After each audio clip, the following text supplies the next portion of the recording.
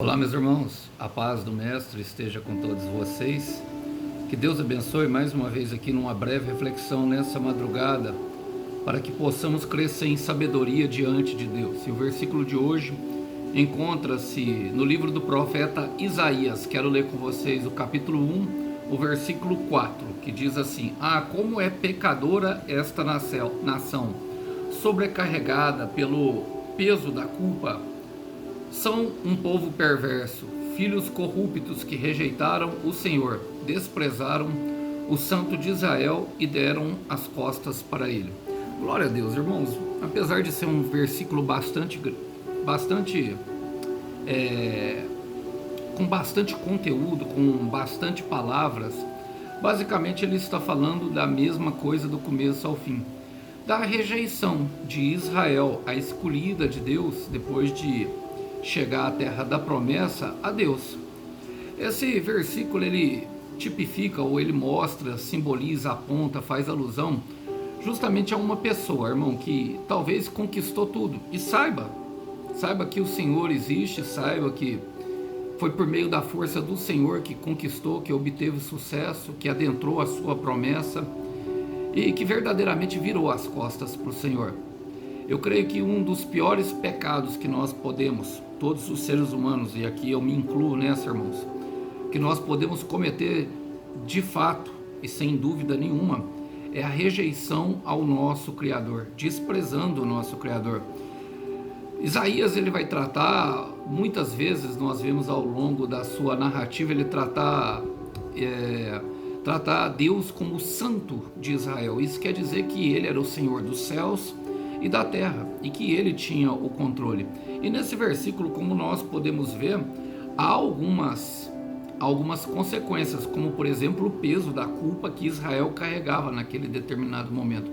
E todas as vezes que nós nos afastamos do Senhor, sem dúvida nenhuma, a nossa culpa e a nossa condenação aumenta. Essa é uma estratégia de Satanás, irmãos, nos afastar. Por quê? Romanos 8:1 vai dizer que quem está em Cristo não há condenação.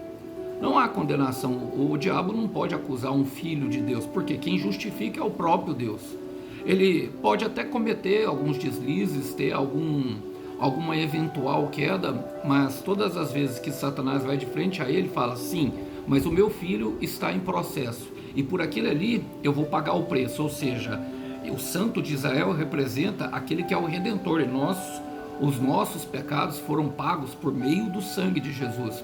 O afastamento traz uma consequência. Logo nós lembramos justamente de Lucas capítulo 15, o filho pródigo que pede uma herança e vai embora. Logo, depois de tempo afastado, percebe-se que tudo aquilo que ele tinha herdado do pai se vai com o tempo, porque é bem simples de compreender. Tudo que nós temos longe da presença do pai, longe da presença de Deus, se dissolve com o tempo, e nós não conseguiremos obter novamente. E segundo, logo nós vamos estar desejando comer coisas ou se apropriar de coisas que não pertencem à nossa natureza. Tamanha é o afastamento, tamanho a imundície que nós vamos sentindo. É exatamente aquilo. Ele fala: desprezaram o Santo de Israel. Olha, como rejeitaram, viraram as costas. E todas as vezes, irmãos, todas as vezes que nós optarmos por viver pela força do nosso próprio braço, pelos nossos próprios desígnios e propósitos, por tudo aquilo que o Senhor já desejou para nós e como o autor da nossa história escreveu, logicamente nós estaremos virando as costas para o Senhor.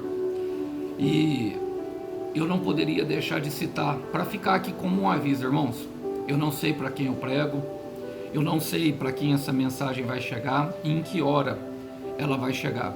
Talvez ela chegue como um aviso, para que você não se afaste, para que você entenda que tudo que nós temos é pela graça, e pela graça ela se mantém viva, tudo aquilo. Ou então talvez você se afastou dos caminhos do Senhor em determinado momento, então volte. Ele sempre está com os braços abertos, assim como o pai do filho pródigo, esperando louco para abraçar. Ele só não vai correr atrás de nós quando foi uma decisão nossa. É necessário o arrependimento. Ou então talvez você esteja agindo nesse exato momento, irmão, com arrogância, desprezando o Senhor. E eu quero deixar aqui um versículo que fica de alerta para nós em 1 Samuel, capítulo 2, versículo 30, vai dizer que ele honra aqueles que o honram, mas o rejeita aqueles que o rejeitam. Vamos orar por isso? Senhor, eu quero colocar diante de Ti o meu irmão e a minha irmã que estão nessa firmeza de propósito crescendo em Ti, Senhor. Tanto aqueles que estão afastados, ou que estão voltando, ou que estão perto da presença do Senhor. Eu não sei, Pai, para quem essa mensagem vai, para quem ela vai chegar, para quem o Senhor vai encaminhar. Mas eu sei que ela serve para todos nós. Nada nós temos longe de Ti. E eu quero reconhecer isso aqui hoje, Pai. Nada, exatamente nada nós somos sem o Senhor. Jamais deixa nos afastar aqueles que estão presentes.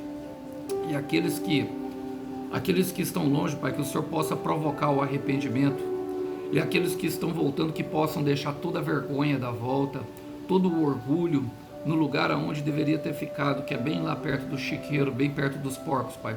Não nos deixa ficar longe da Tua presença. Nós queremos de fato ficar perto do Senhor. Nós queremos declarar o nosso amor. E queremos pedir ao Senhor que sonda o nosso coração para ver se há algum caminho que afasta do Senhor. Algum caminho, Pai, de arrogância, algum caminho de soberba que nos coloca justamente longe da necessidade que nós temos do Senhor. Queremos declarar dependência e que não somos livres longe da Tua presença. Oramos assim em nome do Senhor Jesus. Irmão, Romanos 8:1 vai dizer, e eu vou repetir, não há mais condenação para quem está em Cristo Jesus. Que Deus abençoe os irmãos. A paz do Senhor esteja com todos. Até uma próxima. Tchau, tchau.